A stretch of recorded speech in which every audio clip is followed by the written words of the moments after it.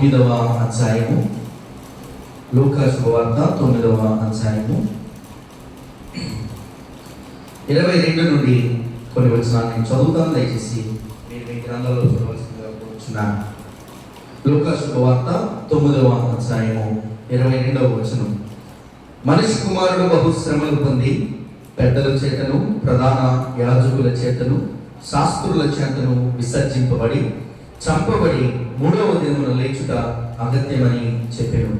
మరియు ఆయన అందరితో ఇట్లనెను, ఎవడైనను నన్ను వెంబడింప గోరిని ఎడల తన్ను తాను ఉపేక్షించుకొని ప్రతిదినము తన శిలువను ఎత్తుకుని నన్ను వెంబడింపవలెను. తన ప్రాణమును రక్షించుకొని గోరువాడు దానిని పోగొట్టుకొనును, నా నిమిత్తమైన తన ప్రాణమును పోగొట్టుకునేవాడు దానిని రక్షించుకొనును. చిన్న ప్రార్థన. ప్రభువా నీకు వందనాలు, స్తోత్రాలు. చదివిన లేఖన భాగంలో నుండి ప్రభువా నీ వాక్యమును ధ్యానించుకోవచ్చుండగా వాక్యం ద్వారా మీరు మాతో సూటిగా తేటగా మాట్లాడమని, అలాగే ప్రభువా నీలో పడిన నేను మాట్లాడాల్సింది మీరు, నా యందు మీరు మీ మాటలు అందించమని యేసు క్రీస్తు పరిశుద్ధమైన ప్రశస్తమైన నామములో అడిగి వేడుకుని పొందుకుంటున్నాము తండ్రి, ఆమేన్. వాస్తవానికి ఈస్టర్కి నేను ఇక్కడ లేకపోయాను. అలాగే గుడ్ ఫ్రైడే అనేకమైన మంచి ఈవెంట్స్కి నేను చాలా మిస్ అయిపోయాను. కొట్టాడలో ఒక్క వారం మిస్ అయితే చాలా మిస్ అయిపోయినట్టుంటుంది నాకైతే. మరి మీకు ఎలా ఉంటుందో నాకైతే తెలియదు, కానీ ఆదివారం కొట్టాడు రాకపోతే మాత్రం నాకు అది ఆదివారం లాగానే ఉండదు. చాలా పోగొట్టుకున్నాను అని బాధపడ్డాను. అయితే ఎలాగైనప్పటికీ దేవుని వాక్యాన్ని ఆ రెండు సందర్భాలని జ్ఞాపకం చేసుకుంటూ ఈరోజు మీకు చిన్న వాక్యాంశాన్ని అందించాలనే ఆశ కలిగి ఉన్నాను. ఇక్కడేమో 11:11 అయింది, అక్కడేమో 11:20 అయింది. ఏ టైంలో ఫాలో అవ్వమంటారు? 11:20 ఫాలో అవ్వమంటారా? తొందరగా ఇంటికి వెళ్ళిపోవచ్చు కదా. ఓకే, దేవుని వాక్యాన్ని మనం చూసినట్లయితే, మనిషి కుమారుడు బహుశ్రమలు పొంది పెద్దల చేతను ప్రధాన యాజకుల చేతను శాస్త్రుల చేతను ఏం చేయబడ్డాడంట? విసర్జింపబడ్డాడు. అంత మాత్రమే కాదు, చంపబడి 3వ దినమున లేచుట అగత్యమని చెప్పాడు. యేసు ప్రభు మరణించి పునరుద్ధారుడై తిరిగి లేచిన తర్వాత చెప్పిన మాటలు కావి. ఆయన ఈ భూమి మీద బ్రతికి ఉన్నప్పుడే చెప్పుచున్న మాట ఏమంటే, మనిషి కుమారుడు విసర్జింపబడతాడు. ఎవరి చేత? పెద్దల చేత, అలాగే ప్రధాన యాజకుల చేత, అంత మాత్రమే కాదు శాస్త్రుల చేత, వీళ్ళందరి చేత విసర్జింపబడతాడు అండ్ చంపబడతాడు. చంపబడిన ఈయన 3వ దినమున తిరిగి లేస్తాడు. Hour God is a God who given us a faith and also a hope. మనం నమ్ముకున్న దేవుడు ఎటువంటి దేవుడు అంటే విశ్వాసం ఇచ్చాడు, అలాగే నిరీక్షణ కూడా ఇచ్చాడు. అందుకే మన దేవుడు గొప్పవాడు. సర్వలోకవంతికలో మన దేవుడే దేవుడు అని మనం ఎందుకు చెప్తాము అంటే, మన దేవుడు చనిపోయాడు, అట్ ద సేమ్ టైం తిరిగి లేచాడు. ఆయన మరణాన్ని జయించిన మృత్యుంజయుడు, జయశీలుడు. అలెగ్జాండర్ ద గ్రేట్ అనే వ్యక్తి యొక్క గొప్పతనం ఆయన మరణంతో ఆగిపోయింది. లేదంటే హిట్లర్ అనేటువంటి ఒక క్రూడు చక్రవర్తి యొక్క గొప్పతనం ఆయన మరణంతో ఆగిపోయింది. But only one lord Jesus Christ యొక్క గొప్పతనం ఆయన పునరుద్ధానంతో మరలా పునఃప్రారంభము అయింది. అలెగ్జాండర్ యొక్క గొప్పతనం ఆయన చనిపోయిన తర్వాత ఆగిపోయింది. హిట్లర్ యొక్క గొప్పతనం ఆయన చనిపోయిన తర్వాత ఆగిపోయింది. కానీ యేసు ప్రభు యొక్క గొప్పతనం మాత్రం చనిపోవడంతో ముగింపు అయిపోయింది అని అనుకున్నారు. కానీ మృత్యుంజయుడై తిరిగి లేచుటను బట్టి మరలా పునఃప్రారంభము అయింది. నేటి దినం వరకు ఆయన సజీవుడై, ఆయన మృత్యువుడు కాదు, మరణించిన దేవుడు కాడు, ఆయన మరణాన్ని జయించిన జయశీలుడు.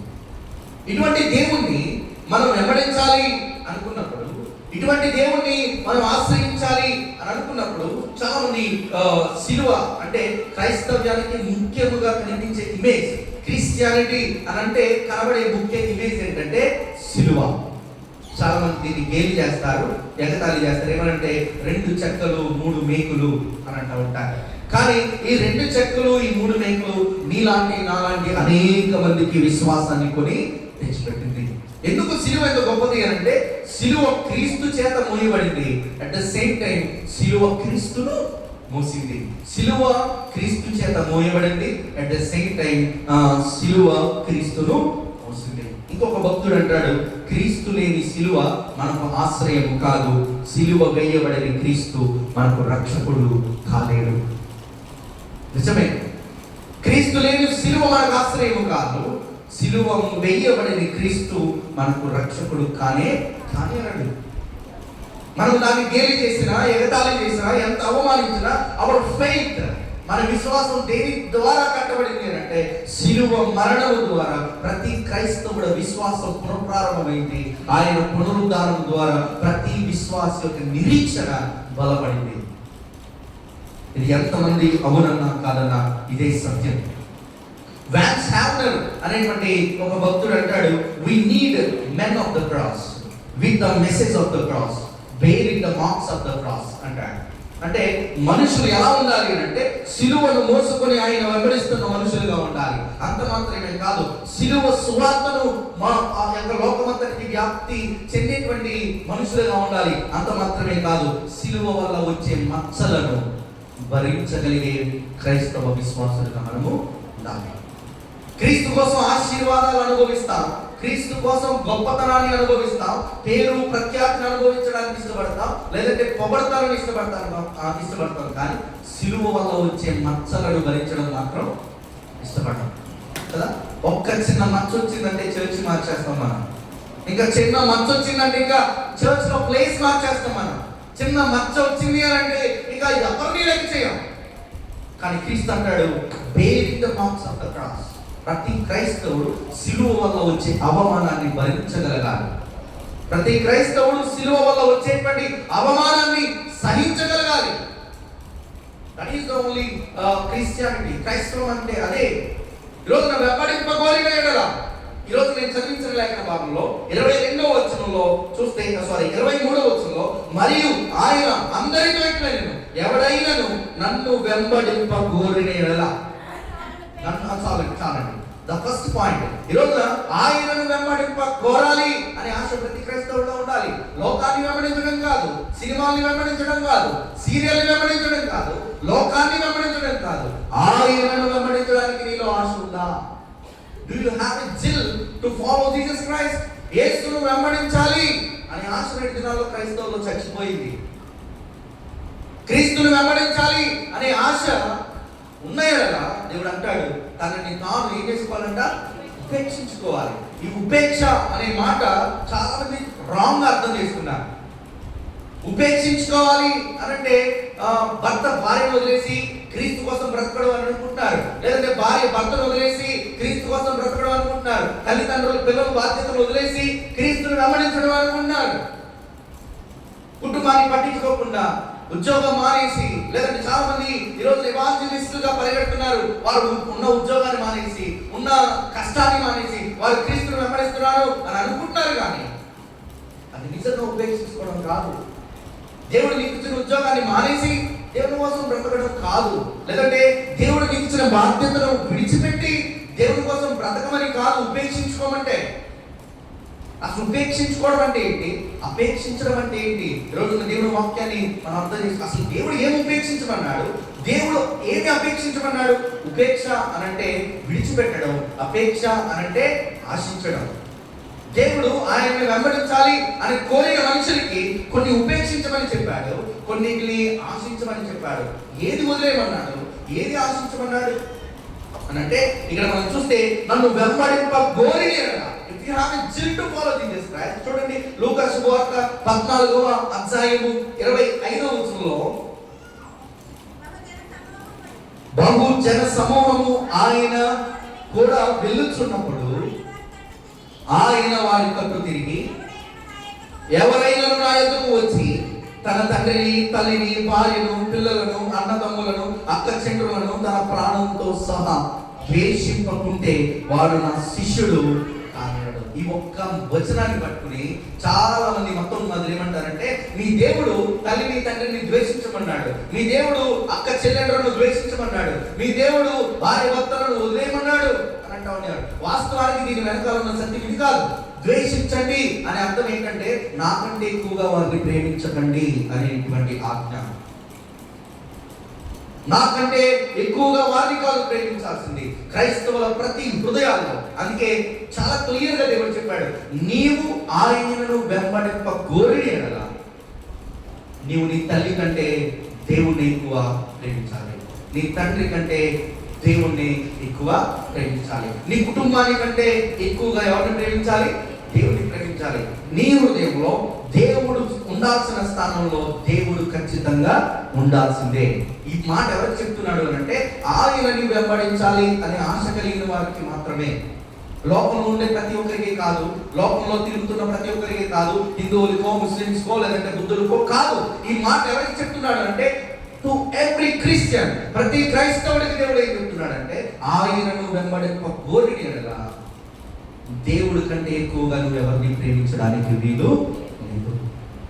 ఎందుకు ఈ మాట చెప్పాడు నేను పదే చెప్తాను. మనం చదివిస్తాం కదా ప్రతి ఆదివారం ఆ యొక్క నిర్గమకాండం 20వ అధ్యాయం 12వ వచనంలో మనం చదువుతాం, నీవు దీర్ఘాయుష్మంతుడు అన్నట్లు నీ తండ్రిని నీ తల్లిని నువ్వేం చేయాలి? సన్మానించాలి. ఏ వచనంలో చెప్తున్నాడు అన్నమాట? 12వ వచనం కదా. 12వ వచనంలో ఏమంటున్నాడంటే, నువ్వు దీర్ఘాయుష్మంతుడు ఉన్నట్లు నీ తండ్రిని నీ తల్లిని సన్మానించమని చెప్తున్నాడు. ఎప్పుడు నీ తండ్రిని నీ తల్లిని సన్మానించగలుగుతావు అంటే పై 2-3 వచనాలు చదవండి ఎవరైనా. నిర్గమకాండం 20వ అధ్యాయము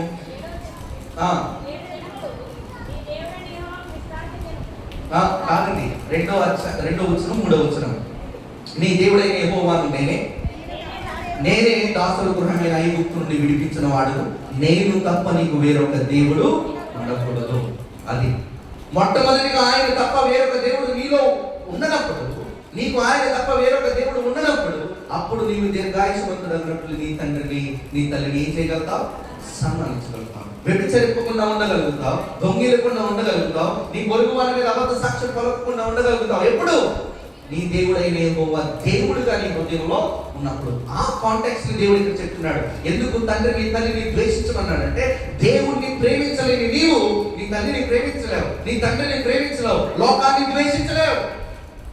నీ దేవుడైన దేవుడు నీకు దేవుడుగా నీ హృదయంలో ఉండాలి. ఇంకా కింద వచనాల్లో చాలా మంచి మాటలు చెప్తాడు చూడండి. 14వ అధ్యాయము 28వ వచనం, మీలో ఎవరైనా ఒక గోపురము కట్టింప గోరిని అనగా దానిని కొనసాగించుటకు కావలసినది తన యొద్ద ఉన్నదో లేదో అని కూర్చుండి తగులుబడి మొదట లెక్క చూచుకొనని ఎడలా అతడు దాన్ని పునాది వేసి ఒకవేళ దానిని కొనసాగింపలేకపోయినందున చూచువారందరూ ఈ మనుషుడు కట్టు మొదలు పెట్టను కానీ కొనసాగింపలేకపోయేది అని అతన్ని చూచి ఎగతాళి చేయ.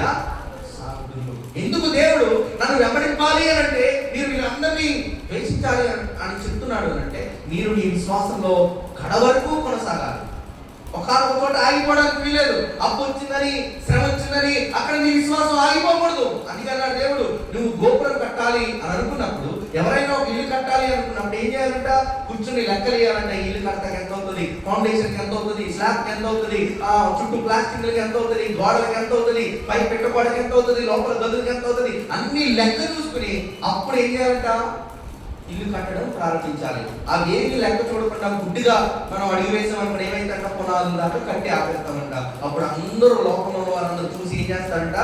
వేలి ఎగతాళి చేస్తారు. సేమ్ పాయింట్ దేవుడు ప్రతి క్రైస్తవుడు చెప్తున్నాడు, నువ్వు క్రీస్తులోనికి అడుగు పెట్టే ముందు ఇవన్నీ చేయగలవో లేదో ప్రతిదీ లెక్క చూసుకునే క్రీస్తులోనికి రా. ఒకరు బలవంతం పెట్టారని లేదంటే ఎవరో మాయ మాటలు చెప్పారని క్రీస్తుని నమ్మద్దు. బలవంతపు మత మార్పులు వద్దు. నేను ఇంకా అంటాను, బలవంతంగా మతం మారేవాడు అవసరం లేదు క్రైస్తవ్యానికి. ఇష్టపూర్వకంగా దేవుల్లోకి వచ్చేవాడు మాత్రమే. మమ్మల్ని బలవంతంగా మార్చేస్తారు నేను అంటాను, బలవంతంగా మారేవాడు క్రీస్తుకి అవసరం లేనే లేదు. అక్కడ చూడండి, రోమియోకు రాసిన పత్రిక 10వ అధ్యాయం 9వ వచనంలో, నీ నోటితో చూడండి, రోమియోకు రాసిన పత్రిక 10వ అధ్యాయం,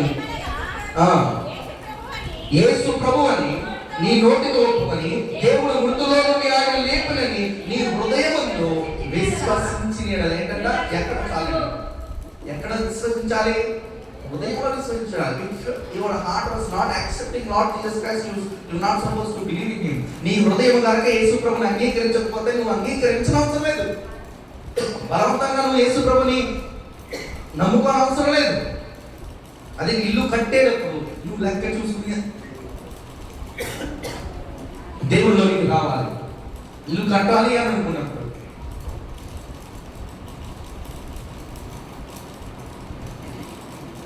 ప్రతి విషయంలో మనం ఏం చేయాలంట? లెక్క చూసుకోవాలి, కౌంట్ చేసుకోవాలి. లేకుంటే మనం ఆ ఇల్లు కట్టడానికి వీలు లేదు. అలాగే క్రీస్తులోనికి ఎవరైనా వెంబడింపాలి అనే ఆశ కలిగిన వారు, ఎవరైనా క్రీస్తులోనికి రావాలి అని అనుకున్నాడు, అబ్బబ్బా మా కూతురికి స్వస్థత వచ్చింది, ఇంక యేసు ప్రభు ఏ నా దేవుడు అని అనొద్దు. నా కోడలికి ఎప్పుడు గర్భఫలం రాలేదు, ఎప్పుడైతే యేసు ప్రభు నమ్ముకున్నానో గర్భఫలం వచ్చింది, అబ్బబ్బా అందుకే నాకు యేసు ప్రభు దేవుడు అని అనొద్దు. నా అప్పులు పోయాయి అందుకే యేసు ప్రభు దేవుడు అని అనొద్దు.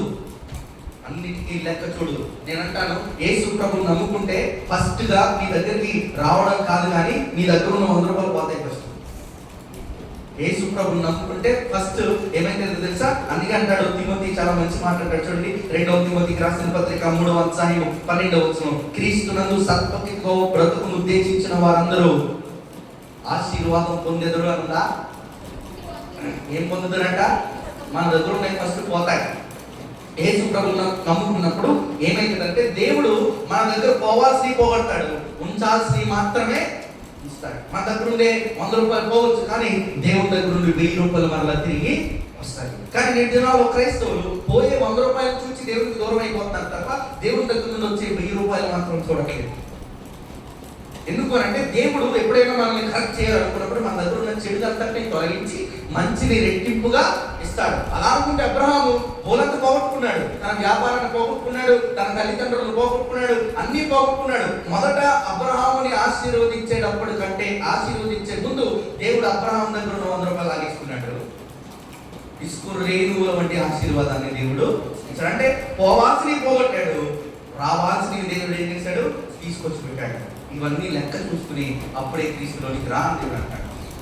If you are ready to follow him, యేసు ప్రభువుని నువ్వు నమ్మాలి అంటే ప్రతి దానికి సిద్ధపడి నువ్వు రావాలి. క్రైస్తవ్యంలో ఎప్పుడు పొగడతలే ఉండవు, క్రైస్తవ్యంలో అప్పుడప్పుడు అవమానాలు కూడా ఉంటాయి. క్రైస్తవంలో ఎప్పుడు మేలే ఉండదు, అప్పుడప్పుడు కీడు కూడా ఉంటుంది. క్రైస్తవ్యంలో ఎప్పుడు స్వస్థతలే ఉండవు, అప్పుడప్పుడు అనారోగ్యాలు కూడా ఉంటాయి. అంతే అంటాడు, లెక్క చూసుకో. నువ్వు గోపురం కట్టాలి అన్నప్పుడు ప్రతి దానికి లెక్క చూసుకో. అప్పుడే నువ్వు దేవునిలోనికి రా, అప్పుడే నువ్వు క్రైస్తవంలోనికి రా. ఇంకా అంటాడు, అదే లూకా శుభవార్త 14వ అధ్యాయం దాని కింద వచనాల్లో 31వ వచనంలో, మరియు ఏ రాజు అయినను మరి యొక్క రాజుతో యుద్ధము చేయకూడనప్పుడు తన మీదికి 20,000 మందితో వచ్చువారిని 10,000 మందితో ఎదిరింప శక్తి తనకు కలదో లేదో అని కూర్చుని ఏం చేయాలంట? మొదట ఆలోచింపడా. శక్తి లేని ఎడల అతడు ఇంకా దూరముగా ఉన్నప్పుడే రాయబారము పంపి సమాధానం చేసుకొని చూచుడు కదా. ఒక రాజు ఉన్నాడంట, ఈ రాజు దగ్గర 10,000 మంది సైనికులు మాత్రమే ఉన్నాడంట. కానీ తన శత్రువు రాజు దగ్గర ఎంతమంది ఉన్నారంట? 20,000 మంది సైనికులు ఉన్నాడంట. ఇప్పుడు రాజు ఆ 20,000 మందిని చంపగలనో లేదో అని లెక్కను సరిచూసుకున్నప్పుడు యుద్ధానికి వెళ్ళాలి తప్ప గుడ్డిగా వెళ్ళిపోయాడు అనుకోండి, ఏమైపోతుంది? ఆ 20,000 మంది చేతిలో తుక్కుగా ఓడిపోతారు. 2 దినాల్లో యుద్ధం జరుగుతుంది కదా, ఇస్రాయేల్కి అమెరికాకి, ఇరాక్కి ఇస్రాయేల్కి అమెరికాకి యుద్ధం. ఇస్రాయేల్ అమెరికా కలిసి ఎవరి మీద దాడి చేస్తున్నారు? ఇరాక్ మీద యొక్క దాడిని చేస్తున్నారు. అమెరికా ఇజ్రాయెల్ అనుకున్నది డైరెక్ట్ గా సుప్రీం లీడర్లో లేపేస్తే ఈ ఇరాన్ మనకి లొంగిపోద్ది అని అనుకున్నాడు. అనుకుని ఏం చేశారంటే ఏమీ లెక్క చూడకుండా, ఏమీ తేల్చకుండా ఏం చేశారంటే డైరెక్ట్ సుప్రీం లీడర్లో లేపేశారు. అనుకున్నారు ఇంకా ఇరాన్ మాకు లొంగిపోద్ది అని అనుకున్నారు. కానీ ఎప్పుడైతే సుప్రీం లీడర్ని చంపారో ఇరాన్ చెలరైపోవడం ప్రారంభించింది. వాళ్ళకి లొంగపోవడం కాదు కదా, వాళ్ళ మీద ఎదురు దాడి చేస్తుంది. ఈ యొక్క ట్రంప్ అనుకున్నాడు, చాలా తక్కువ అంచనా వేశాడు. వీడు బలహీనుడు, వీడి వల్ల ఏం కాదులే అనుకున్నాడు. కానీ ఆ బలహీనుడు ఫుల్ ప్రిపేర్డ్ గా ఉండి బలవంతుడికి చుక్కలు చూపిస్తున్నాడు. ఈ రోజుకి 41 days అయింది, 41 రోజులు అయింది. ఇరాన్ లో దాదాపు సగం ఎకానమీ పడిపోయింది. బట్ స్టిల్ వారు ఏం చేస్తారు తెలుసా? అమెరికాతో పోరాడుతున్నారు. ఇరాన్ ఎంత స్ట్రాటజిక్ గా అమెరికాతో ఫైట్ చేస్తుంది అంటే, ఇరాన్ వాడే బాంబులు అంట, డ్రోన్ బాంబులు 40 లక్షలు అంట. ఒక్క బాంబు వచ్చి ఎన్ని లక్షలు? 40 లక్షల బాంబులు పంపుతున్నారంట వీళ్ళు. ఈ 40 లక్షల బాంబుని పేర్చడానికి అమెరికా 23 కోట్ల విలువ కలిగిన బాంబులు వాడుతుందంట. 40 లక్షలు ఎక్కడ? 23 కోట్లు ఎక్కడ? అదే ఒక 10 బాంబులు కనుక ఇరాన్ వేస్తే ఈ 40 లక్షలు, అమెరికా ఎంత జీడిపి పడిపోద్ది, ఫినాన్షియల్ గా పడిపోద్ది. 23 × 10 23,000 కోట్లు 10 బాంబులు అయిపోతున్నాయి. అమెరికా ఏమైపోతుందో తెలుసా? మెల్లమెల్లగా మొన్నటి వరకు డాలర్ కాస్ట్ 92 రూపాయలు అయింది, కానీ ఇప్పుడు 90 రూపాయలకు పడిపోయింది. మెల్లగా అమెరికా ఎకానమీ ఏమైపోతుందో తెలుసా? పడిపోతా వస్తుంది. ఎస్, శత్రువును అంచనా వేయకుండా ట్రంప్ ఎక్కడికి అడుగు పెట్టేశాడు? యుద్ధంలో అడుగు పెట్టాడు. ఇరాన్ని ఆపడం వారి వల్ల పట్టలేదు. చాలా మంది మన క్రైస్తవులు ఎవరిని తిట్టుకుంటారంటే మోడీ గారిని తిట్టుకుంటారు. వీడు క్రైస్తవుని హింసిస్తున్నాడు అని. లేదండి, ట్రంప్ మోడీ భారతదేశానికి ప్రెసిడెంట్ ఉండడం వల్ల మనం ఈరోజు చాలా సేఫ్గా ఉన్నాం. లేదా మోడీ కాకుండా ఇంకెక్కడున్నా సరే మన దేశాన్ని తీసుకెళ్లి ఎక్కడో అక్కడ కలిపేసేవాడు. ఆ యుద్ధంలో మనం కూడా ఏమైపోయేవాళ్ళు తెలుసా? చాలా చిత్రహింసలు పడేవాళ్ళు. మోడీ చాలా తెలివితేటలుగా ఇరాన్కేమో మెడిసిన్ పంపిస్తున్నాడు, ఆ ఇరాన్ నుండి గ్యాస్ తెచ్చేసుకుంటున్నాడు. అమెరికాకేమో మేము మీకు ఉన్నామంటున్నాడు, అమెరికా నుండి సపోర్ట్ తెచ్చేసుకుంటున్నాడు. ఈ రోజున మనకి ఇంకా గ్యాస్ ఫ్రీగా వస్తుందంటే దానికి గల కారణం Modi. If there is no Modi we will suffer for gas till today. ఈ రోజుకి మనం మంచిగా సరఫరా అవుతుంది అని అంటే దానికి గల కారణం మోడీనే. ఎందుకంటే మొత్తం యావత్ ప్రపంచానికి మోడీ. ఈ యుద్ధంలో మధ్యలోకి వచ్చి మోడీ నిలబడి మీరు యుద్ధం ఆపండి అంటే ఖచ్చితంగా అమెరికా, ఇస్రాయెల్ ఇండియా మాట వినడానికి సిద్ధంగా ఉంది. కానీ ఎందుకు రావట్లేదు అని అంటే ఆ యొక్క రాజకీయాల్లోనికి ఇండియా వెళ్ళడం శత్రువుని అంచనా వేసి మనం ఎక్కడికి వెళ్ళాలి? యుద్ధానికి వెళ్ళాలి. లేకుంటే మనం ఏమైపోతామంటే ట్రంప్ ఈ రోజున లోకం అంతటికి ఒక జోకర్ అయిపోయాడు. ప్రపంచం అంతటికి జోకర్ అయిపోయాడు. ఒకప్పుడు పవర్ఫుల్ లీడర్ ఈ రోజున ఇరాక్ తో పెట్టుకుని అంచనా వేయకుండా అడుగు పెట్టాడు, జోకర్ అయిపోయాడు. ఏప్రిల్ 6వ తారీఖులా మిమ్మల్ని లేపేస్తా అన్నాడు, ఏం చేయలేదు. 45 గంటలు నీకు టైం ఇస్తున్నా అన్నాడు, 40 గంటలు కూడా అయిపోయాయి. బట్ స్టిల్ ఇరాన్ ఎవరితో యుద్ధం చేస్తుందో తెలుసా? 42 రోజులు. 2 రోజుల్లో యుద్ధం అయిపోద్ది అనుకున్నాడు, కానీ ఎన్ని రోజులు సాగుతూ వచ్చింది? 40 రోజులు.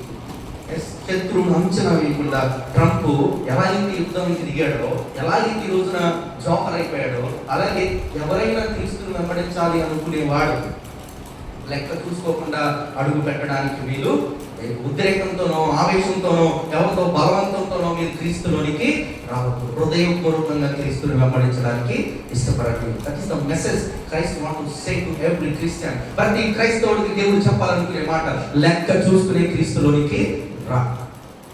లేకుంటే క్రీస్తు నమ్ముకున్నానండి, నా ఆర్థిక వ్యవస్థ నేను బాగుపడలేదండి, బాగుపడతాయని దేవుడు చెప్పలేదు. లెక్క చూసుకోమని దేవుడు చెప్పాడు. అండి నాకు స్వస్థత వస్తుందని యేసు ప్రభు నమ్ముకున్నానండి, స్వస్థపరుస్తానని దేవుడు చెప్పలేదు. నీకు రక్షణ ఇస్తానని దేవుడు చెప్పాడు.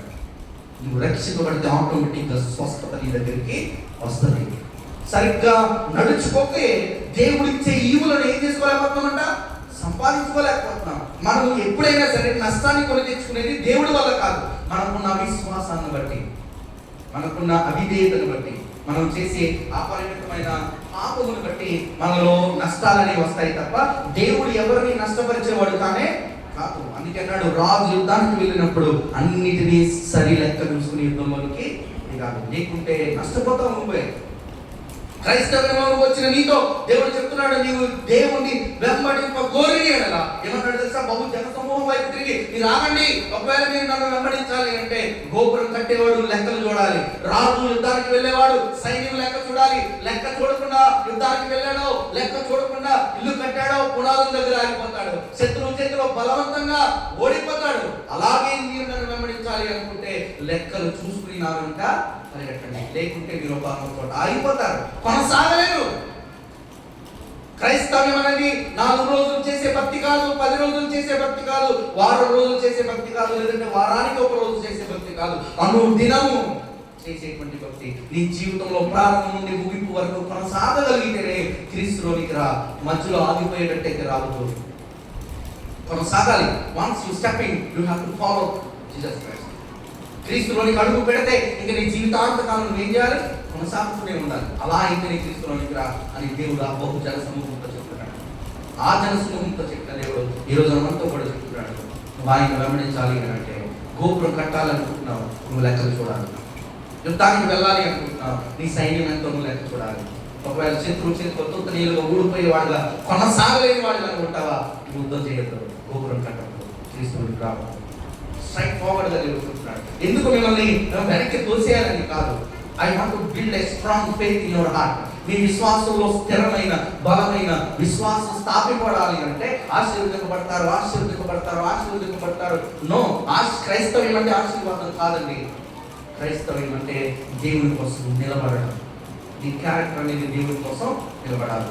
అలాగే అన్నాడు, ఏమని? నన్ను వెంబడింపగోరని అనగా ఏం చేయమన్నాడు? తనని తాను ఉపేక్షించాం. మెయిన్ పాయింట్ లో వచ్చాం. కొద్ది సమయం శ్రద్ధగా వినండి. తనని తాను ఏం చేసుకోవాలంట? ఉపేక్షించుకోవాలి. ఉపేక్షించుకోవడం అంటే అర్థం ఏంటో తెలుసా? ఇంట్లో వంట అనకుండా వచ్చేసి ప్రార్థన తిరగడం కాదు. ఇంట్లో భార్యను పట్టించుకోకుండా సరిగ్గా ఏమి ఇంట్లో ఖర్చులు లేకుండా ప్రార్థన అని క్రీస్తు జపం చేయడం కాదు. దినాల్లో క్రైస్తవులు ఏం చేస్తారంటే యేసు ప్రభు అని ఉద్యోగం మానేస్తున్నారు, లేదంటే కష్టపడడం మానేస్తున్నారు, భార్యను పట్టించుకోవడం మానేస్తున్నారు, పిల్లలను పట్టించుకోవడం మానేస్తున్నారు, లేదంటే భర్తను తన బాధ్యతగా అన్నం వండి లేదంటే బాధ్యతగా పెట్టి ప్రార్థనకు రావట్లేదు. నేను ప్రార్థన చేయకపోతే నీ సావేది, నువ్వు సావు అని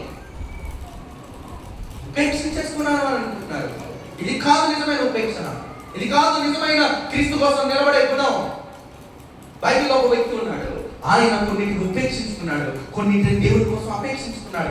ఏది ఉపేక్షించాడు అని అంటే చూడండి, హెబ్రీయులకు రాసిన పత్రిక 11వ అధ్యాయం. అసలు దేవుడు ఏది ఉపేక్షించమన్నాడు చూడండి. హెబ్రీయులకు రాసిన పత్రిక 11వ అధ్యాయము 24వ వచనం మనం చూస్తే, మోషే పెద్దవాడైనప్పుడు విశ్వాసమును బట్టి ఐగుప్తు ధనము కంటే క్రీస్తు విషయమైన నింద గొప్ప వాక్యం అని ఎంచుకున్నాను. ఇక్కడ ఈ కొన్ని వచనాలు నేను ఇంటిగా చదవండి, నేను లైవ్ గా చెప్తా ఉంటాను. ఐగుప్తు ధనాన్ని మొదటగా ఏం చేశాడు? ఉపేక్షించుకున్నాడు. ఎప్పుడైనా క్రైస్తవుడు ఉపేక్షించాలి. ఎవరిని? భార్యను కాదు, సంఘాన్ని కాదు, దైవ సేవకుని కాదు, తనని తాను ఉపేక్షించుకోవాలి. నిన్ను నీవు ఏం చేసుకోవాలి? కానీ ఇది రివర్స్ అయిపోయింది. సంఘాన్ని ఉపేక్షించుకుంటున్నారు, సంఘాన్ని వదిలేసుకుంటున్నారు, విశ్వాసం వదిలేసుకుంటున్నారు, లేదంటే కుటుంబాన్ని వదిలేసుకుంటున్నారు. దేవుడు అన్నాడు కుటుంబాన్ని వదలమని చెప్పలా, లేదంటే సంఘాన్ని వదలమని చెప్పలా, నిన్ను నువ్వు వదిలేసుకో అని మోషేకి అదే చెప్పాడు. మోషే ఏం చేశాడు తెలుసా? తనకి ఉన్న ఆస్తి అంత ధనం, ఐగుప్తు ధనం నాకు వద్దు అనుకున్నాడు. ఐగుప్తు ధనం అంటే పాపం వల్ల కలుగు అశాశ్వతమైన సుఖాన్ని వదిలేసుకున్నాడు. దేని ఉపేక్షించమని చెప్పాడంటే అశాశ్వతమైన సుఖాలను వదిలేసుకోవాలి, దీన్ని ఉపేక్షించాలి. రెండవది ఏం వదులుకున్నాడంట చూడండి, అల్పకాల పాప భోగములు అనుభవించుట కంటే. సెకండ్ థింగ్ మోషే ఉపేక్షించింది ఏంటి అని అంటే అల్పకాల పాప భోగాలను వదిలేశాడు. ధనాన్ని వదిలేశాడు, అల్పకాల పాప భోగాలను వదిలేశాడు. మూడవది ఎవరిని వదిలేశాడంటే ఫరో కుమార్తె కుమారుని అనిపించుకోవడానికి ఇష్టపడలేదు. ఎవరిగా పిలుచుకోవడానికి ఇష్టపడలేదని తెలుసండి? ఫరో కుమార్తె కుమారుడిగా, అంటే రాజుగా తనని తాను పిలిపించుకోవడానికి ఇష్టపడలేదు, గర్వించడానికి ఇష్టపడలేదు. నాలుగవదిగా ఏమంటే రాజాగ్రహమునకు భయపడక ఐగుప్తును ఏమైపోయాడంట? విడిచి వెళ్ళిపోయాడు. ఐగుప్తు వంటి మోసం నుండి, ఐగుప్తు నుండి ఇంకా భయంకరమైన పాపం నుండి, ఐగుప్తులోనంట మోసే ఉన్న టైంకి ఇటువంటి ఆచారాలన్నీ ఉన్నాయంట. ఐగుప్తులో మోసే ఉన్నప్పటికీ ఇటువంటి ఆచారాలన్నీ ఉన్నాయి. ఏంటి అని అంటే అణిచివేత మరియు బానిసత్వం అనేది ఐగుప్తులో బాగా ఎక్కువగా ఉండేదంట. ఇది వద్దనుకున్నాడు మోసే. ఈ బానిసత్వము, ఈ అణచివేత నాకు వద్దు అని వదిలేశాడు. రెండవదిగా ఏముండేదంటే తీవ్రమైన మత మరియు సామాజిక పద్ధతులు, మతాచారాలు ఎక్కువ. ఏంటంటే బహు దేవతారాధన, జంతు ఆరాధన, జంతు బలులు ఇవన్నీ ఉండేవి. మోసే నాకు ఇవేమి వద్దని ఉపేక్షించుకున్నాడు. ఇంకా భయంకరంగా ఏంటి అని అంటే మాంత్రిక తంత్రాలు ఎక్కువగా ఐగుప్తు దేశంలో ఉండేవి. ఈ మాంత్రిక చేష్టలు ఏమి నాకు వద్దని ఉపేక్షించుకున్నాడు. అంత మాత్రమే కాదు, పండగ పద్ధతులు ఐగుప్తులు ఉండే పండగ పద్ధతులు ఎలా ఉన్నాయంటే ఫెస్టివల్ ఆఫ్ బాసెత్ అనేటువంటి బాసెత్ అనే పండుగ జరుపుకునేవారు అనమాట. ఈ పండుగలో సాధారణంగా ఏం చేశారంటే అందరూ మొత్తు పదార్థాలు తినేసుకుని బాగా మొత్తులైపోయి ఇలాగే స్టేజ్ మీద స్త్రీని కొట్టి పట్టలతో ఎక్కించి ఆమె డాన్స్, వీళ్ళు మొత్తులై డాన్స్ వేస్తూ ఆమె వస్త్రాలు లాగేస్తూ ఉండేవారు. ఇదే ఆ పండుగ. ఆ పండుగ వద్దనుకున్నాడు మోసే. ఇటువంటి మొత్తు పదార్థాలు నాకు వద్దు, అల్పకాల పాప భోగాలు నాకు వద్దు అని అనుకున్నాడు. ఇదే పండుగ ఒక చోట చేస్తారు ఇశ్రాయేల్ ప్రజలు. ఎక్కడ తెలుసా? దూడను తయారు చేసుకుని దూడ ముందు తినుటకు తాగుటకు లేచిరి. దేవుడికి ఎందుకు ఎక్కువ కోపం వచ్చిందో తెలుసా? తినడానికి తాగడానికి ఎలా లేచారంటే, ఈ ఐగుప్తు దేశంలో ఎలా అయితే నాట్యాలు ఆడుతూ స్త్రీలతో అశ్లీలంగా ప్రవర్తించేవారో అదే కార్యక్రమం ఇశ్రాయేల్ చేయడం ప్రారంభించారు. అందుకే దేవుడికి చాలా కోపం వచ్చింది. ఫెస్టివల్ ఆఫ్ బాసెట్ అంటారు. ఆ బాసెట్ పండుగను దూడలు తయారు చేసిన ఇశ్రాయేల్ ప్రజలు చేయడం ప్రారంభించడానికి దేవుడికి నచ్చలేదు. ఇటువంటి ఆచారాలను మోసే ఏం చేశాడు తెలుసా? ఉపేక్షించాడు. ఇవి వద్దనుకున్నాడు. ఏం కావాలనుకున్నాడు తెలుసా? ఏం కావాలనుకున్నాడంటే మోసే, చూడండి, క్రీస్తు విషయమైన నింద గొప్ప భాగ్యం అని ఎంచుకున్నాడు. ఏం ఉపేక్షించాడంటే ఐగుప్తు ధనాన్ని ఉపేక్షించాడు. ఏమి ఆశించాడంటే క్రీస్తు విషయమైన నింద ఆశించాడు. రెండవదిగా ఏమి ఉపేక్షించుకున్నాడంటే ఐగుప్తులో అల్పకాల భోగములను ఉపేక్షించాడు. దేవుని ప్రజలతో శ్రమను అనుభవించటం మేలని ఆశించాడు. ఏమి ఉపేక్షించాడు అంటే ఫరో కుమారుడిగా అనిపించుటకు ఇష్టపడలేదు, కానీ ప్రతి ఫలముగా కలగబోవు మహా ఆనందము దృష్టి ఉంచెను. దేవుని బహుమానం యందు ఏం చేశాడంట? దృష్టించాడు. ఎవరిని వదిలేశాడు? ఈ ఐగుప్తును వదిలేశాడు. ఎవరిని పట్టుకున్నాడు? ఇశ్రాయేలు ప్రజలను పట్టుకున్నాడు. దేవుడు ఎవరిని వదిలేయమన్నాడు? లోకాన్ని వదిలేయమన్నాడు. దేవుణ్ణి పట్టుకోమన్నాడు. అంటే ఇక్కడ మోసే ఏం చేస్తున్నాడు తెలుసా? తనని తాను ఉపేక్షించుకోమంటే తన బాధ్యతను తాను నిర్వర్తిస్తూ క్రీస్తు విషయమైన నింద గొప్ప భాగ్యంగా ఇచ్చాడు. తన బాధ్యతను తాను నిర్వర్తిస్తూ క్రీస్తు ప్రజలతో శ్రమ అనుభవించడానికి ఇష్టపడ్డాడు. అంటే అర్థమైంది తెలుసా? ఇశ్రాయేల్ ప్రజలను పట్టుకుని ఎవరి కోసం నింద అనుభవిస్తున్నాడు? చెప్పండి. దేవుని కోసం నిందను అనుభవిస్తున్నాడు. క్రీస్తు విషయమైన నింద ఎవరిని పట్టుకుని అనుభవిస్తున్నాడు? తన కుటుంబాన్ని పట్టుకొని. అవునా? ఇశ్రాయేల్ ప్రజలు అంటే ఎవరు? మెలుపుగారు ఉన్నారు. చెప్పండి. నిద్రపోయిన వాళ్ళని అసలు లేకపోతుందండి అసలు. చెప్పండి. ఎవరిని పట్టుకోమన్నాడు? ఎవరిని పట్టుకున్నాడు ఈ మోసే? ఎవరిని? ఇశ్రాయేల్ ప్రజలు. ఇశ్రాయేల్ ప్రజలు అంటే ఎవరు? తన కుటుంబమేనా? అవునా? తన కుటుంబాన్ని పట్టుకుని ఏమనుభవిస్తున్నాడు? శ్రమ అనుభవిస్తున్నాడు. తన కుటుంబాన్ని పట్టుకుని ఏమనుభవిస్తున్నాడు? నిందను అనుభవిస్తున్నాడు. తన కుటుంబాన్ని పట్టుకుని ఏమనుభవిస్తున్నాడు అంటే మోసేలో ఉపేక్షణ అంటే అర్థమైనది తెలుసా? తన బాధ్యతను తాను నిర్వర్తిస్తూ క్రీస్తు కోసం జీవించడమే ఉపేక్షించుకోవడం. అంతేగాని ఈ బాధ్యతలు వదిలేసి క్రీస్తు కోసం బ్రతకమని కాదు. ఉద్యోగాన్ని మానేసి క్రీస్తు కోసం బ్రతకమని కాదు. పిల్లల్ని వదిలేసి క్రీస్తు కోసం బ్రతకమని కాదు. నీ కుటుంబాన్ని పట్టుకుని క్రీస్తు విషయమైన నింద నీకు మేలవ్వాలి. అదే ఉపేక్ష. If anyone want to follow Jesus Christ, you have to be in your నీ యొక్క పరిమితిలో నీవు ఉండాలి. నీ యొక్క బాధ్యతను నీవు నిర్వర్తించాలి. తండ్రిగా నీ బాధ్యతను నిర్వర్తించాలి. తండ్రిగా ఉద్యోగం చేయాలి, కష్టపడాలి. కష్టపడుతూ నీ పిల్లలను పెంచాలి. పెంచుతూ క్రీస్తు విషయమైన నిందను అనుభవించాలి. అనుభవిస్తారా యువతనప్పటి కింద? ఇంకా ఎక్కడ కష్టపడుతున్నావు? ఉద్యోగం సరిగ్గా చేయవు, పని సరిగ్గా చేయవు, కష్టపడడానికి ఇష్టపడవు. లేదు ఒక రోజు పనికి వెళ్తే 10 రోజులు పని మానేస్తావు. అనుకుంటావు దేవుడి సరికి వచ్చి నాకు రోజు ఉపవాసం ఉందాం, ఉపవాసం ఉండి ప్రార్థన చేద్దాం. దేవుడు ఈ ఉపేక్ష కాదు, ఉపేక్షించుకోమన్నది. అసలు ఉపవాసం అంటే అర్థం ఏంటి? దేవుడితో దగ్గరగా ఉండమని చెప్పాడు కదా అని చెప్పి అన్నింటినీ వదిలేయమని చెప్పలేదు దేవుడు. నీలో ఉన్న కోపాన్ని వదులు, నీలో ఉన్న ద్వేషాన్ని వదిలేసి, నీలో ఉన్న అతిక్రమాన్ని వదిలేసి నీ కుటుంబ బాధ్యతను నువ్వు నిర్వర్తిస్తూ ఉపవాసం. ఆ ఉపవాసాన్ని దేవుడు ఖచ్చితంగా ఆశీర్వదిస్తాడు. అంతేగాని లోకంలో చేసినట్టుగా ఆచారంగా మీరు భక్తిని చేయొద్దు, ఆచారంగా పద్ధతులు చేయొద్దు. క్రీస్తుని మీరు వెంబడించాలి అనుకున్నప్పుడు మిమ్మల్ని మీరు ఏం చేసుకోవాలి? ఉపేక్షించుకోవాలి. మోసే ఇశ్రాయేలు వదలలేదు, కానీ తనని తాను వదిలేసుకున్నాడు. తన సుఖాన్ని వదిలేసుకున్నాడు, తన డబ్బును వదిలేసుకున్నాడు, లగ్జరియస్ లైఫ్ వదిలేసుకున్నాడు. వదిలేసుకుని ఇశ్రాయేలు ప్రజలతో వాళ్ళతో పాటు మన్నా తిన్నాడు, వాళ్ళతో పాటు బండలో నీళ్ళు తాగాడు, వాళ్ళతో పాటు ఎడారులో నడుచుకుంటూ వెళ్ళాడు. కావాలి అంటే సింహాసనం మీద కూర్చుని రాజ్యాన్ని పరిపాలించిన ఈ మోసే ఎడారులో చూపులు లేకుండా తిరుగుతున్నాడు. ఎందుకంటే తనని తాను ఉపేక్షించుకుని తన బాధ్యత ఏం చేస్తున్నాడు? నిర్వర్తిస్తున్నాడు. స్త్రీలారా నేను చెప్పదలిచేదే, మీ భర్తను బాధ్యతను నిర్వర్తిస్తూ మీరు దేవునిలో బ్రతకాలి. లేదంటే పురుషులారా మీతో నేను చెప్పేదంటే మీ కుటుంబ బాధ్యతను నిర్వర్తిస్తూ క్రీస్తు విషయమైన నిందను మీరు అనుభవించాలి. అదే క్రీస్తును మిమ్మల్ని మీరు ఉపేక్షించుకోవడం అంటే. మోసే ఏది అపేక్షించాడు? దేవుని విషయమైన నిందను అపేక్షించాడు. లోకం విషయమైన డబ్బును వదిలేశాడు. రోజున క్రైస్తవమైన మనం కూడా అలాగే ఉండాలి. లోకాన్ని విడిచిపెట్టి దేవుణ్ణి వెంటాడే వారంగా మనము ఉండాలి. నిన్ను ఉపేక్షించుకోవడం అంటే అదే. చాలా మంది ఏం చేస్తున్నారు, ఇదే మిస్టేక్ చేస్తున్నారు. భర్తను గౌరవించరు, భర్తను ప్రేమించరు, కుటుంబంలో ఉన్న వారిని సరిగ్గా చూసుకోరు. బట్ ప్రార్థన ప్రార్థన ప్రార్థన ప్రార్థన, ఎవరికి ఎక్కడికి వెళ్తుంది నీ ప్రార్థన? ఏం చేస్తుంది నీ ప్రార్థన? నీ కుటుంబాన్ని సరిచేయలేని నీ ప్రార్థన.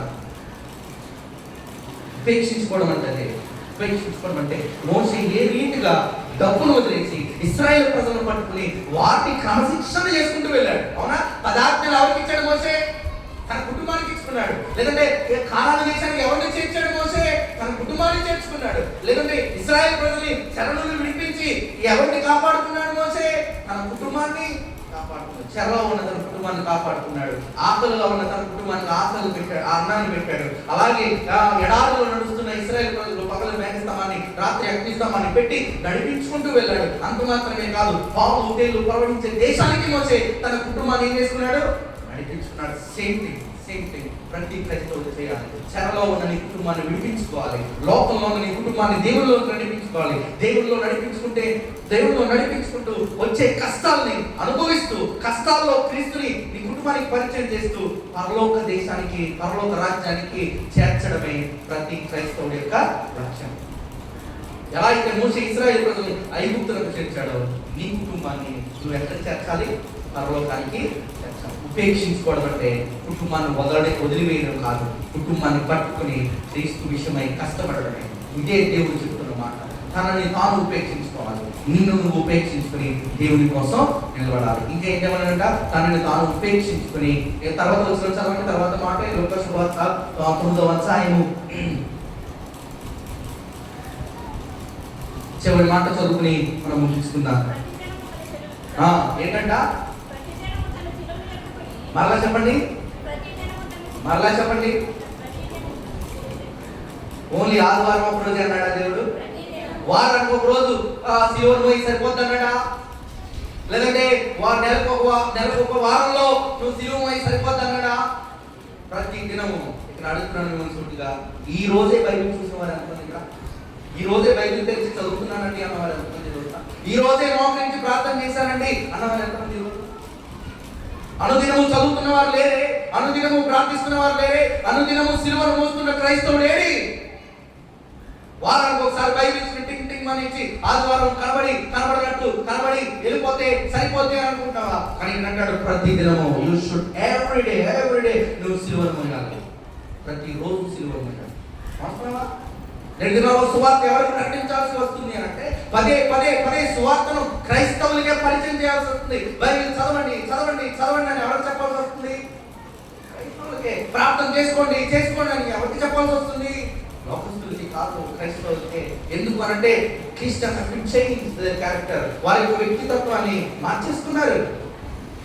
ప్రతి దినము ప్రార్థించాల్సిన క్రైస్తవుడు వారం ఒకసారి ప్రార్థించడం ప్రారంభించాడు. ప్రతి దినము దేవుని సన్నిధిలో గడపాల్సిన క్రైస్తవుడు దేవుని సన్నిధిలో గడపడం అంటే రోజు చర్చికొచ్చే వెళ్ళిపోమని కాదు. అనుదినము నీ గదిలో నీ ఒంటరిగా మోకరించే గది నీకంటూ ఒక గది దేవుని కోసం. ప్రతి దినము నీవు దేవుని కోసం నిలబడగలగాలి. నిలబడలేని క్రైస్తవుడు అని మనం మాట్లాడుతున్నాను. అనుదినము దేవుడు, ప్రతి దినము దేవుడు నిన్ను వెంబడించగలగాలి. ఏదో వారానికి ఒక రోజు కనబడినట్టు నీవు రావడం కాదు. లైఫ్లో ఎవరైనా ఎప్పుడు సక్సెస్ అవుతారంటే తెలుసండి? లైఫ్లో ఒకడు సక్సెస్ అవ్వాలి అనుకునేవాడంట. ఎప్పుడు సక్సెస్ అవుతాడంటే అన్నిటినీ క్రమశిక్షణ చేసేవాడు కాదంట. తనని తాను క్రమశిక్షణ చేసుకోగలిగే వాడే లైఫ్లో ఏమవుతాడంటే తెలుసండి? సక్సెస్ అవుతాడు. తాను who can make discipline himself. ఎవరినైతే తనని తాను డిసిప్లైన్ చేసుకోగలడో వాడే ఏమవుతాడంట? సక్సెస్ అవ్వగలుగుతాడు. పొద్దున్నే లేవడం అలవాటు చేసుకోవాలంట మన శరీరానికి. అంత మాత్రమే కాదు, ప్రతిరోజు ఏదో ఒక విషయాన్ని నేర్చుకోవడానికి మన బాడీకి ఏం చేయాలంట? డిసిప్లైన్ నేర్పాలి. ఏ టైంకి తినాలి, ఏ టైంకి లేవాలి, ఏ టైంకి పడుకోవాలి, ఏ టైంకి నేను పని చేయాలి అనే క్రమశిక్షణ తనని తాను చేసుకోగలుగుతాడో వాడే తన లైఫ్లో ఏమవుతాడని తెలుసండి? సక్సెస్ అవ్వగలుగుతాడు. చాలా మంది నేను సక్సెస్ స్టోరీస్ విన్నప్పుడు వారు డిసిప్లైన్ చేసుకున్న వారే వారి జీవితాలు ఏమయ్యారో తెలుసా? సక్సెస్ అయ్యారు.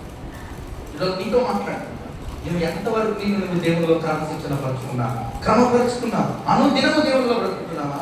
అనుదినము దేవుని కోసం నిలబడుతున్నావా? ప్రతి దినము దేవుని కోసమే బ్రతుకుతున్నావా? నువ్వు చేసే ఉద్యోగంలో దేవుని కోసం నిలబడాలి. నువ్వు చేసే వ్యాపారంలో దేవుని కోసం నువ్వు నిలబడగలగాలి. దేవుని కోసం ఎలా నిలబడతావని ఇష్టం. దేవుని కోసం స్ట్రాంగ్గా నిలబడాలి. నేను శనివారం ప్రార్థనకు రావాలనుకున్నప్పుడే నా షాప్లో ఎవరో ఒకటి చదివాడు. చాలా ఎంత ప్లాన్ చేసుకుని, ఎంత ప్రీ ప్లాన్డ్గా శనివారానికి సోమవారం నుండి ప్లాన్ చేసుకుని వస్తే చెప్పా పెట్టుకుంటే ఎవడో ఒకటి ఎంత ఇబ్బంది అంటే. అయినా సరే కొత్త అయిపోయిందని మా సొమ్మును లేచి నువ్వు ఏం చెప్పమంటూ పడు, నేను ప్రార్థనకి వెళ్ళిపోతాను, రాత్రి వచ్చేసాను.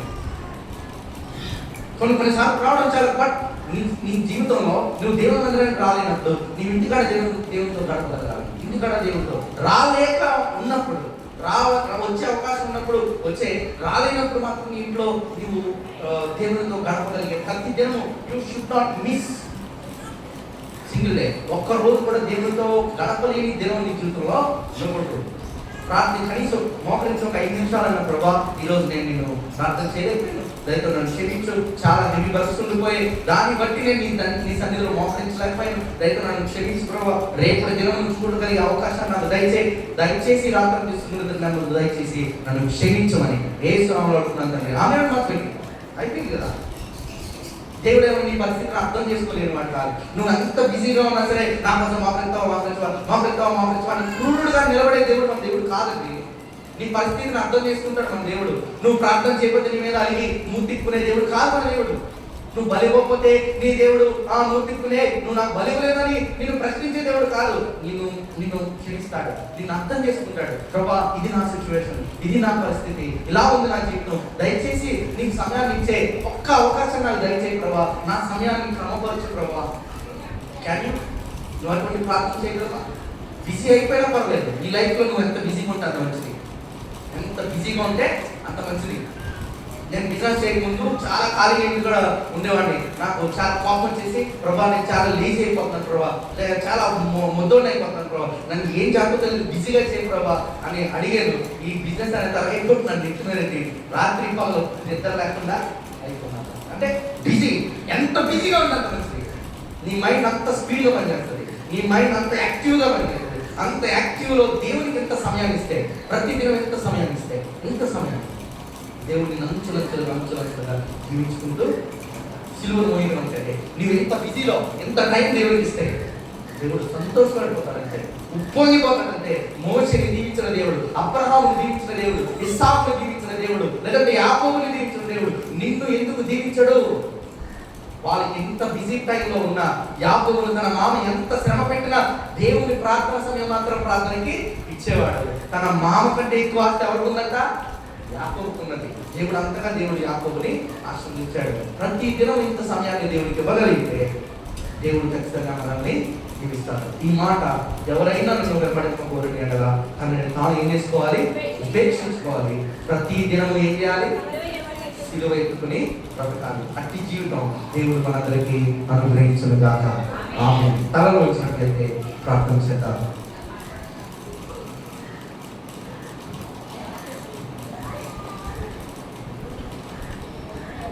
సర్వశక్తి కలిగిన మా తండ్రి, నీకే వందనములు. ఉపేక్షించుకోవటం నేర్పించండి నాయన. లోకం ఎంతో భయంకరంగా ఉండినది. ఏ ఎఫెక్ట్ ప్రజల మీద పడలేవద్దు. కరువు, పేదరికము, ఏ విధమైన విపత్తులు యేసు నామములో బంధిస్తున్నాం. మంచి వాతావరణం, క్షేమకరమైన దినములు, ప్రకృతి ఇవ్వండి నాయన. దేశంలోని స్వాధీనంలో ఉంచుకున్నాము. ప్రపంచ దేశాలు కూడా ఎలాంటి అల్లర్లు, యుద్ధములు లేకుండా చేయము. మా గ్రామ ప్రజలను దీవించండి, సంఘ బిడ్డలను ఆశీర్వదించండి. కృపాక్షేమములే మీ వెంట వచ్చును. చిరకాలంలో మీ హోమందిరంలో నివాసము చేతున్నట్లేదు. పిల్లలను దీవించండి నాయన. ఆరోగ్యమైనవాడి ఆర్థిక పరిస్థితులను మెరుగుపరచండి. నిత్యముగా నీవు నీ చేతుల కష్టార్జితము అనుభవించడం నీవు ధన్యుడు, నీకు మేలు కలిగినావు. చెరువులను, పట్టుబడులు, కృషి అంతటిని ఫలింపచేయండి. వ్యాపారంలో అభివృద్ధి పరచండి. చదువుకొనుచున్న విద్యార్థినులు, యువతి యువకులను కూడా ఆశీర్వదించండి నాయన. మీ తల్లిని తండ్రిని సన్మానించుకున్నావు. దీర్ఘాయుష్మంతులుగా చేయండి. వ్యతిరేక ఆత్మ లేకుండా చేయండి. ఎలాంటి చెడు అలవాట్లకు గురి కానివద్దు, డ్రగ్కు ఎడిక్ట్ కానివద్దు. మంచి ఫ్యూచర్ మీద భవిష్యత్తు జ్ఞానం కలిగిన వారిగా చేయండి నాయన. రక్షణ బాప్తిస్మము నాయన ప్రతి బిడ్డకు అనుగ్రహించండి. బలారాధన నా శరీరమును తిని నా రక్తము త్రాగువాడి నిత్య జీవము గలవాడు అంత్య దినమందు నేను వారిని లేవనెత్తుతానన్నావు. గత వారంలో స్టడ్ పండుగ నవీన్ రాజు గారు, మేరీ క్రిస్ గారు చక్కటి ప్రేమ చేశారు. రమ్యాను, యోగేంద్ర నూతన దంపతులను దీవించి వంశీ పట్ల మేలు చేయండి. వచ్చే నెలలో కూడా ప్రేమ చేసే బిడ్డలను బహుగా దీవించండి. నీ కొరకు కొంచెము ముఖ్యుడు చన్నీళ్ళు ఇస్తే గొప్ప ప్రతిఫలం ఇస్తానన్నావు తండ్రి. నీ బిడ్డలందరికీ ఆరోగ్యం ఇవ్వండి. మా మీటింగులు, మెగా మీటింగులు కూడా ఎంతో జయకరంగా అద్భుతంగా నీ బిడ్డలందరూ, పురుషులు, కార్యవర్గము నాయన, యవనస్తులు, స్త్రీల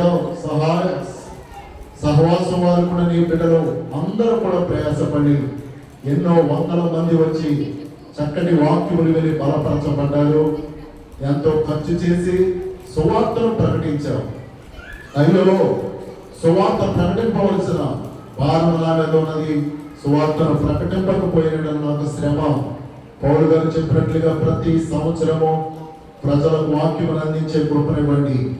ఆహారం పెట్టే సంఘముగా చేయండి నాయన. అనేక సంఘ క్షేమాభివృద్ధి కార్యక్రమములు మా సంఘము ద్వారా జరిగించుము. ప్రతి కుటుంబాన్ని అభివృద్ధి పరచండి. చక్కటి స్థలాలు ఇవ్వండి, గృహాలు ఇవ్వండి, చేతి పనినివ్వండి, వ్యాపారములు అభివృద్ధిని, ఆత్మీయ జీవితమును ఎందులో కొలత పడకుండా కాపాడమని యేసు క్రీస్తు నామములో వాక్యాన్ని దీవించి ప్రజలను ఆశీర్వదించి దీవించి ప్రార్థిస్తున్నాం తండ్రి. ఆమేన్. ఆమేన్ అంటే అప్పుడు ఓపిక లేదు. ఆమేన్ అనండి.